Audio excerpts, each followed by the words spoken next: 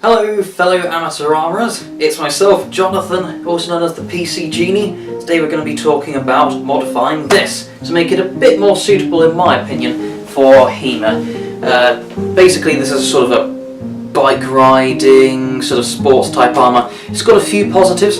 So we look here, it's got these pads on the shoulders, nice dense foam, and it really does take impacts well. And of course on the other side you've got on the back here, obviously hard plates of plastic, which are good for protection, extra padding. And beyond that, there's also a bit of padding on these sides, so around the kidney areas. I've been struck around there, and although I thought these are a bit thin, they do protect rather well. So that's a good bit as well. And of course, in the main part here, you have a sort of hard plastic exterior and a sort of foam interior, just inside this sort of spongy holder. I'll just open this up quickly and hopefully you can see, there we are, that red bit is the actual hard plate. So it's pretty good, it's quite protective. If I should need to go up against something sharp, Lord forbid, it would protect well. It's got the foam padding and the rest against impacts. And although buttered mail isn't as good as riveted mail, I don't have the stuff to make, and it's going to add a bit of protection here against anything sharp, just in these gaps. But yes, so that's the good parts. However, there's one key bad part, which is, take this strap off that's just for attachment. Here, all the way from this bit, which is above my belly button, all the way down to the groin, which I can protect with other equipment like cups, krisses and the rest. All of this part here is completely unprotected. So today I'm going to be doing a modification that will help to add some protection to that area, so I've got a lot more of my torso protected. So, with regards to trying to get extra protection around here, first thing I was wanting to look at was what would be sufficiently protective in terms of absorption and deflection to add onto here and be suitably protective, and of course how we were going to attach it. Now I'll mention right here that if we do a bit of stretching here, you should see this is a very flimsy material on this sort of green-grey type of coloured area, and if I try to attach with sewing or rivets or anything like that, it would basically rip apart and fall to pieces. So it looks like these areas here would be the best parts to attach to. These seams are tough enough and can take sewing. So my first thought was this. This is hard office carpeting. Someone in my HEMA club was already using this kind of stuff for their armour, and it seemed to be doing quite well. You've basically got this sort of part, which is a sort of spongier, more padded bit, and you've got this, as you can hear, it's more of a hard, deflective surface, which makes it seem pretty much like the cheap equivalent of steel with some kind of padding underneath it. Ideal. However, there were two problems with this. Firstly, it's not very flexible, so it doesn't form to the body that well unless I try to make it permanent. But with the amount of protection needed, that wasn't practical. Secondly, the problem of sewing in. I could maybe have drilled holes or used a very tough needle, but it would have been a hell of a job to attach it properly. So I gave up on that idea. Next idea I came up with was these. These are simple tin can lids, and pretty much like in some armour I've already got, brigandine armour, it's something that you get several smaller steel plates and you can find a means of attachment to spread them across, and then you've got that flexibility between the plates, so there's enough wiggle room for movement, but yet these are obviously solid, even if rather thin, and not so good against maybe actual sharps.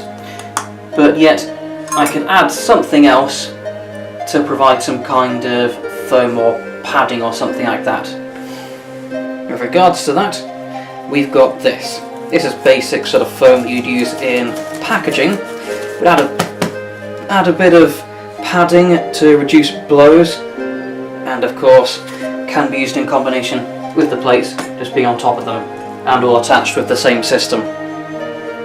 With regards to the attachment system, we came up with, quite simply, this. It's an old sock, clean of course, and it's a simple attachment system because just like in brigandine armour, we can have the plates attached inside the cloth item, this sock, and of course adding this padded foam, and then using something like sewing or rivets or whatever, it can be properly and permanently attached to the main body of the armour, thus making it perfect for the job. Okay, so here's our first mock-up of it.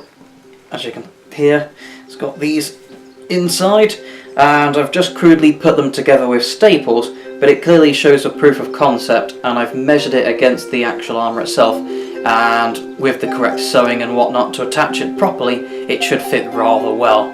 So we'll proceed from there.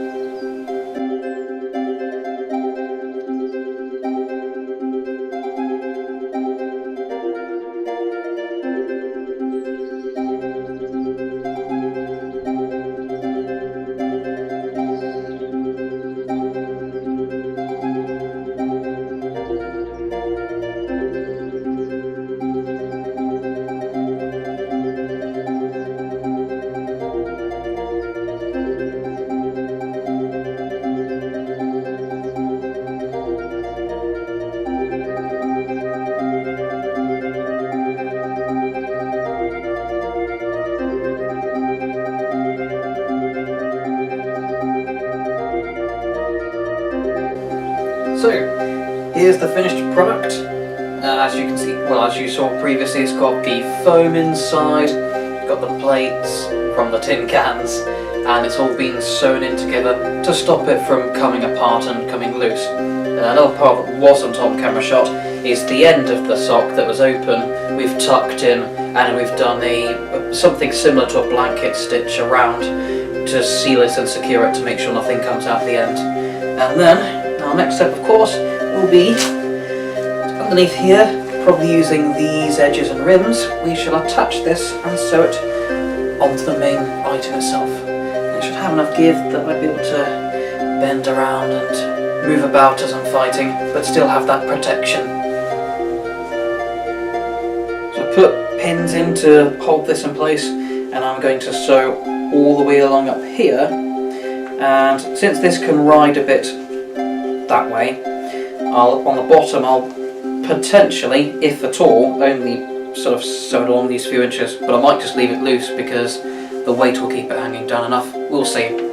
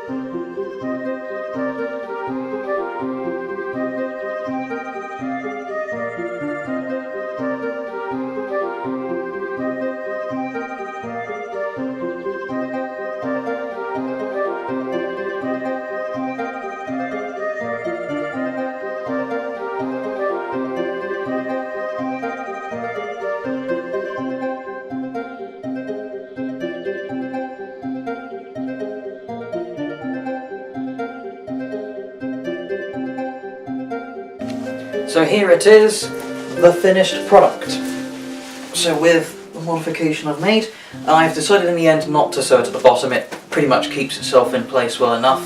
And when I zip it up, and that will stretch down, and it's quite easy to stay here. And of course, there's the added bonus where this strap can help keep it secured in place. So it's got that padding, and it's got the hard plate, so it adds a degree of deflection and absorption. So, perfectly adaptable for any combat situation. And it's got plenty of movement, so sometimes when you get things like cheap breastplates and things, they sort of, you try to lean forward and you get stuck, but I can do more than enough movement than I'd ever really realistically do in sparring, and thus I'm still pretty mobile. And it's, suffice it to say, it's also very light, so there's no hindrance whatsoever. In fact, I'd say this is probably more comfortable than it was before because it doesn't ride up on the stretchy bit. So yeah, overall, I love it. So comment below what sorts of ideas you've had, or maybe you might suggest to me for modifications to the armour I've got, and I'll have a look and see if I can do more projects in the future for you guys. See you later.